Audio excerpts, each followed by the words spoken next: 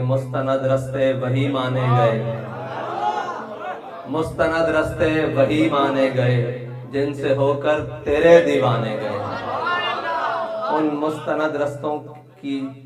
شناسائی تو ہمارے قائد محترم آپ کو کروا چکے ہیں، میں بس دہرا دوں گا، جسے کہتے ہیں نا دہرائی کے لیے آیا ہوں۔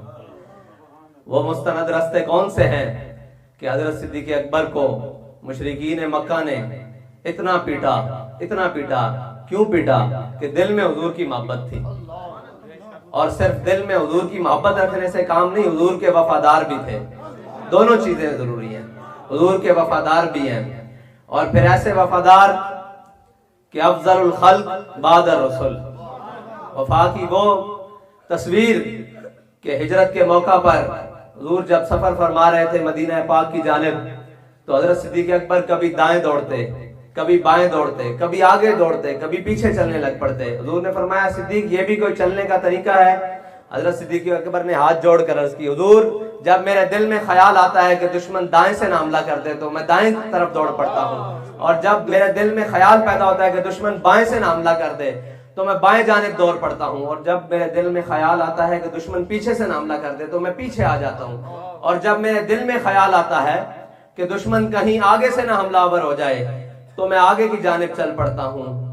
حضرت صدیق اکبر کی سیرت یہی بتاتی ہے کہ مومن کو اسی طرح ہونا چاہیے، اس کے دل میں جہاں کہیں بھی خیال آئے کہ میرے آقا و مولا کی ناموس، ختم نبوت یا دین اسلام پر کہیں سے بھی حملہ ہو سکتا ہے، تو وہ اپنا تمام اثاثہ زندگی، اثاثہ حیات لے کر اس جانب چل پڑے۔ اور میرا قائد یہ سکھا گیا ہے کہ کچھ ہو نہ ہو جیب میں، کچھ پاس ہو نہ ہو، حضور کی ختم نبوت کے لیے وہ جی ٹی روڈ پہ چل کے فیض آباد پہنچ جائے۔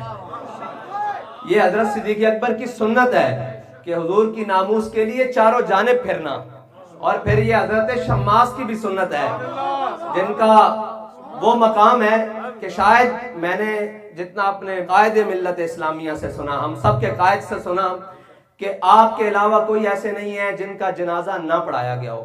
آپ وہ واحد صحابی ہیں جن کا جنازہ سید عالم صلی اللہ علیہ وسلم نے نہیں پڑھایا۔ اس کی وجہ کیا کہ غزوہ احد کے دن آپ نے حضور کے گرد ایسے گھوم کے حضور کی ناموس کی حفاظت کی، تو میرے آقا و مولا صلی اللہ علیہ وسلم کے سامنے جب آپ کا جسد انور لایا گیا تو آپ نے فرمایا جو آخری مقام ہے نا، جنازہ اس لیے پڑھا جاتا ہے کہ مقام بلند ہو، مرتبہ بلند ہو، اللہ تعالیٰ نے ان کو میری ناموس پر پہرا دینے کی برکت سے وہ مقام دیا ہے کہ آگے کوئی مقام بچا ہی نہیں، ان کو ایسے